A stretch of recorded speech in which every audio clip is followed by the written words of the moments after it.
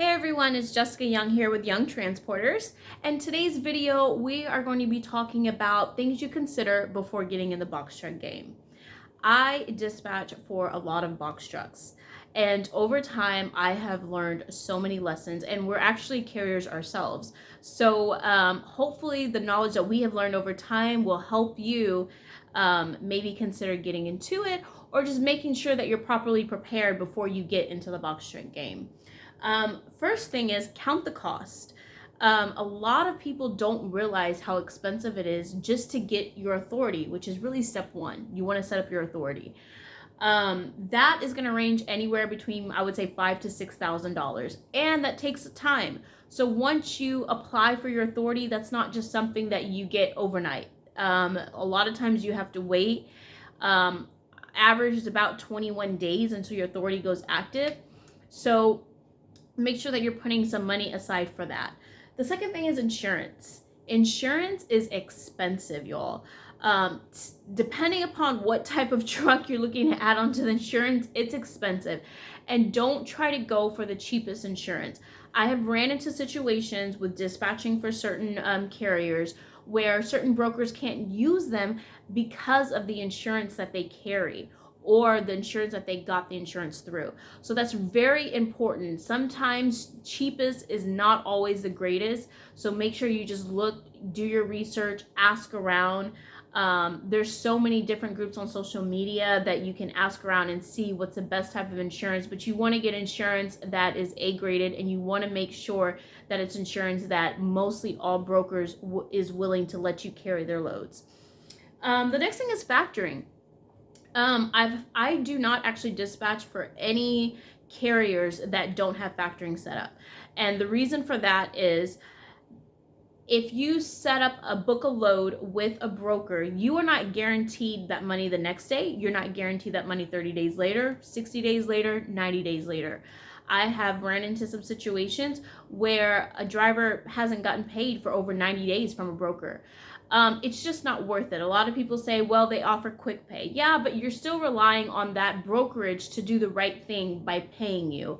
And you don't know what equity they have in their business. You don't know if they're a new brokerage, if they just start off, do they even have the money in the bank to pay you? So just to eliminate all of that, use a factoring company.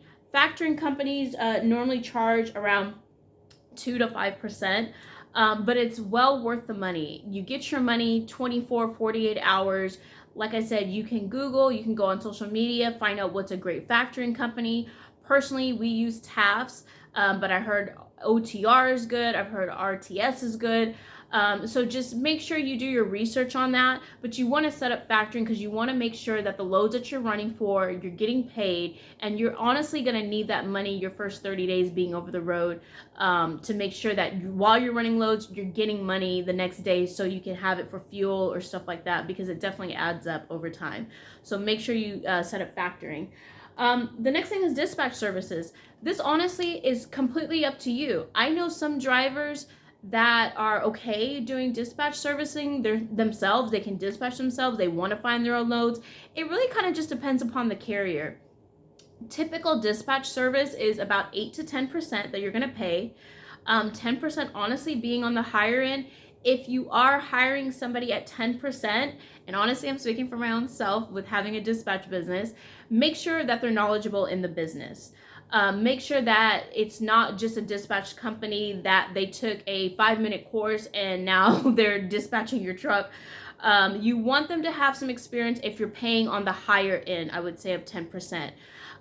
Personally, my background is I was a broker for a couple years. Me and my husband were carriers ourselves.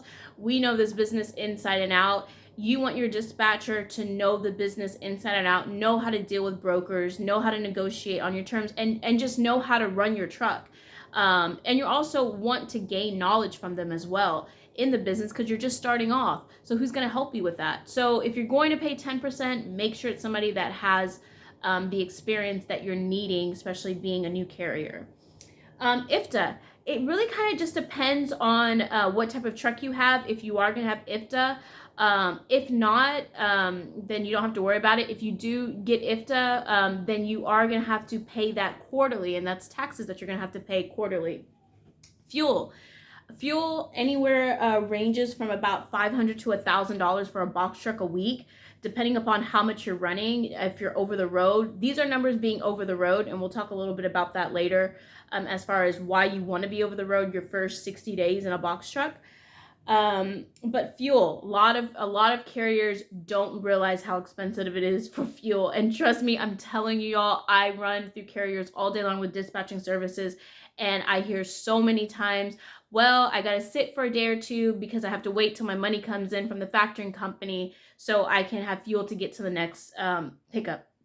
Y'all, you want to have that set up, which is why I'm doing this video, because I've noticed so many carriers are not prepared to take on the expenses of being over the road. The next thing is, are you going to put an employee driver in your truck? I have seen box truck people do this. I will say this, if you're going to do an employee driver, make sure you own your truck or you're financing your truck. I have done the math on people that have rented their box truck. And honestly, my personal experience and the rates that I have been seeing, it's not worth putting an employee driver in your rented truck. It just doesn't add up. If it's something that's short term, I can maybe understand that, maybe the first 90 days or something like that until you get your box truck or something. But if you're able to finance your box truck or buy it, that is the better option for it. Like I said, Penske, Ryder, these rates that I'm seeing that they're charging people a rate to rent their truck, and then per mile, it's just not worth it. It's not worth it with all these other expenses that you're adding up. Plus now you have to pay an employee to put in your driver and then pay per mile to rent that box truck. Personally, it's just not a smart business decision. And that's personally, there's other opinions out there. I could be wrong about that. I'm just speaking from my personal experience of dispatching and being a carrier myself. The numbers just don't add up to me. Then miscellaneous. Miscellaneous is food over the road. If you're a box truck driver, you're gonna probably have hotel if you don't have a sleeper. So those are things, breakdown. I've had a box truck driver, have to be off the road for 3 days, in California. He's not from California. Getting the truck fixed. So you have to factor in what could happen being over the road and what type of expenses that's going to be. And like I said, you want to have more than enough money to get into it. You don't want to be in a situation where you have to give back your truck or something like that because you just didn't really think, wow, I didn't really realize it was going to be this expensive. And trust me, I see it happen all the time, which is why I was so inspired to do this video, because I want to be able to help people really think about these things before you get into it. So with that being said, you have all these expenses. Well, what are box trucks really making? And depending upon where you get your information from, that is a number of things. I've heard 10,000, I've heard 8,000, I've heard so many numbers across the board. I'm going to tell you from my personal experience for dispatching box trucks. I dispatch 26-foot box trucks on a daily basis. So average box truck that makes per mile is $1.40 to $1.50 per mile. I'm saying that on an average is because as I was a broker before, this is the rate that brokers are looking to pay a box truck to run. And I say that because this is the average. Now, does that change? Absolutely. Depending upon what's going on in the world, depending upon like we just had COVID, things like that. Yes, that number can change actually daily. But on average, this is what brokers are normally paying to run their shipment through a box truck. I have had calls with people wanting my dispatch services and said, I need at least $2 per mile. Is that doable? Absolutely. I get some of my trucks $2 a mile. But is that the average that I'm going to get my box truck per mile every time? No, it's not. Because think about it. If I'm going to pay as a broker $2 and up per mile, I might as well get a 53-foot or 48-foot semi to run my load. The reason why I'm getting a box truck is because my shipment is smaller than a full truckload, which is a 48-foot or 53-foot full truckload. And my customer wants to pay something cheaper than paying for a 53 foot. So if I'm going to pay out $2 and up a mile, which is the average rate for a 53 foot truck, I might as well get the 53 foot than hire a box truck. So I'm telling you the logic from being a broker that I used to. This is a logic that brokers use when they're pricing their shipment. Now, a lot of things can change in that. Spot freight is different in that. If you're booking loads the same day, that $1.50 can be more than that, because spot freight is basically saying, brokers are saying, I need my load picked up right now. And depending upon the availability, supply and demand, I might pay over $2 to make my load run at more than $1.50, which is the average rate. So these are things that you got to take into mind. And when you're considering being in the business of your box truck, make sure that you're using the lower end of these numbers, that you're using that 140 to 150 per mile as far as what on an average am I going to make every week. Every week, honestly, which brings me to my next subject about being a new authority. My new authority box truck drivers on average make about 4,000 or more a week. And so I say 4,000 being on the low end of that, sorry, and that is actually being over the road. So over the road is not local.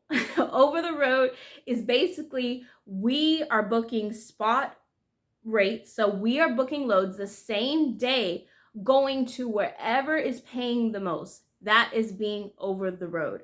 I actually don't dispatch box trucks that are looking to be local, because personally, from my experience, there's just not enough money in it. It might be enough money in it for you to dispatch yourself and do that. It's just not enough money for you to pay me, then pay yourself. And honestly, it's harder to find local runs unless you have contracts. And with your first 30 days as a new authority, I've been in this business for a long time, and I have brokers that send me loads on a daily basis, but they want to see at least 90 days or 60 months of authority. Being a brand new authority, you're kind of just taking what you can get at that time.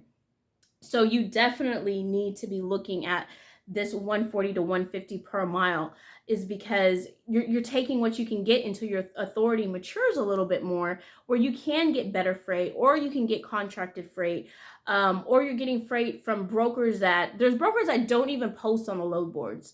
And that'll be a whole nother video that I'll do as far as load boards. But there's brokers that don't even post on the load boards and actually just send dispatchers, send carriers loads daily, because they have a great authority, and there's a relationship there built.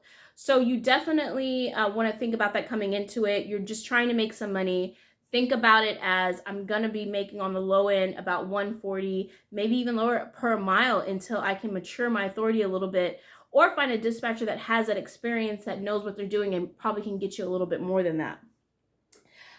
Maintaining your authority, which kind of goes into my last topic, is what I just said about the new authority. You want to make sure, and this kind of ties in with dispatching services, or if you're dispatching yourself, you want to make sure that whoever's dispatching you, or if you're dispatching yourself, you're conducting good business, because you want your CSA score, and you can look that up. That's basically your compliance safety score. You want that to be good, because that's what brokers see on their end. So you want to make sure that you're in compliance. You want to make sure that you're picking up loads on time, you're delivering loads on time, that you have great communication with brokers. All of this is definitely going to factor into your business, and how and the type of loads that you're going to be getting in the future. Are they going to be better loads? I'm telling you, I have had people come from me from other dispatchers, and I've tried to dispatch them, and I have had to let them go because they don't have a good CSA score. And I cannot find them loads. I'm literally picking from the bottom of the barrel, trying to find loads, because whoever was dispatching with them wasn't conducting good business. So you don't want to be that. You don't want to have that authority. You want your authority to be in good standing. You want, like I said, it goes back to, you want somebody that knows what they're doing, or you want to educate yourself on what you're doing if you're dispatching yourself. But you want to make sure that you stay in compliance, and you want to make sure that you're building relationships with your brokers, you're conducting good business, because after 90 days, that is when it's kind of going to open up for you, and you're able to book better loads after that. So you want to make sure that you're maintaining those good relationships because you need those brokers to book those loads. So I definitely hope this video helps you. Like I said, I just did it out of a demand for people asking me questions on box trucks and what I should think about getting into the box truck game. If you have any videos or any other information that you would like to know, why don't you comment below and just let me know, and that way I can definitely do a video on it or help you out. You can always visit our website at www.youngtransporters.com if you always are looking for information, and we'd be happy to help you. Like I said, my husband and I, we've been doing this for a long time, and at this point now, we just want to be able to give back information to you all so you don't make the same mistakes that we made coming into this game. So comment below. Please like our page, please subscribe to our page, and we'll definitely have some more videos for you. Hopefully this was helpful.